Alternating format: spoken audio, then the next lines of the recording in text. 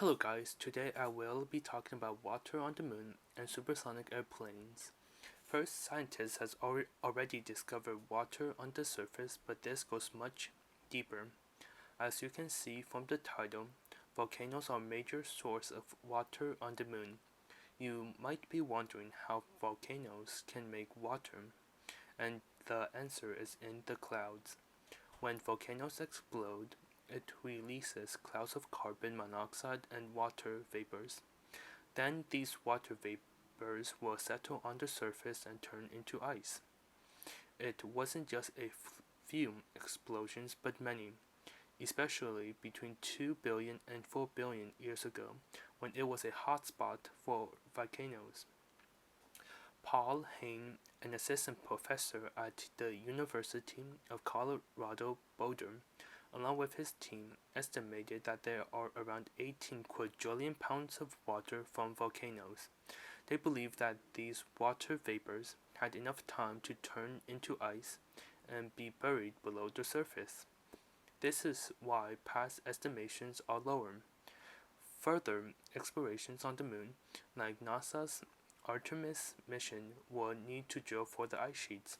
This will prove to be very important for future colonization of the moon, since it can serve as drinking water to rocket fuel. It will take many years because we need to have the technology to drill and, if needed, to make it drinkable and turn to fuel. But first, we should wait and see the samples from the Artemis mission in the near future, which I'm excited for. The Artemis mission is going to bring humans back to the moon, which is just incredible. Since the last time was 1972, over 50 years ago, it will pave a new path for the future generations. Next, we are going to be talking about the development of supersonic airplanes. In the past, only the Concorde was able to operate, but it faced a lot of issues.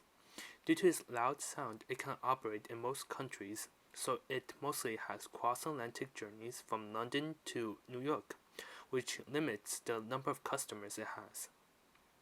Another issue was the amount of fuel it used during its trip, which made the ticket prices even more expensive. These two main issues limited the market to only business and first-class passengers. When it closed in 2003 due to an accident, there wasn't much attempt to make new supersonic airlines until recently. Companies like Boom Supersonic are trying to reinvent the plane by using better carbon fiber technology.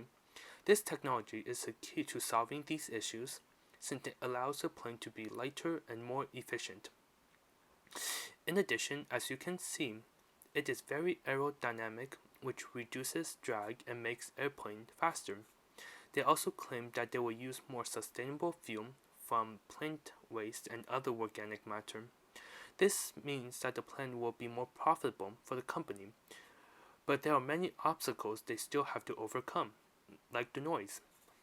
Like I said before, many countries have noise limits on supersonic planes, which makes them difficult to travel full speed over land. Even though noise suppression technology has improved, it is still very difficult to fly full speed over land without causing a lot of issues.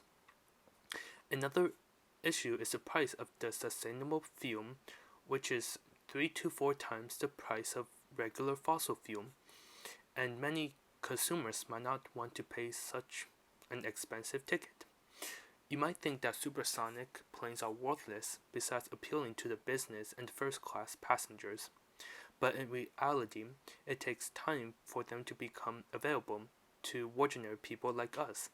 For example, when planes are first used commercially, they were expensive and only used for business and luxury, but over time it became cheaper and cheaper, so much that we are all able to afford it.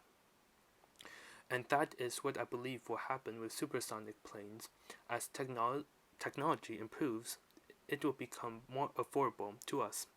It will take a long time, but this is a good first step. Thank you for watching the video, and if you enjoyed it, make sure to like and subscribe. Sayonara.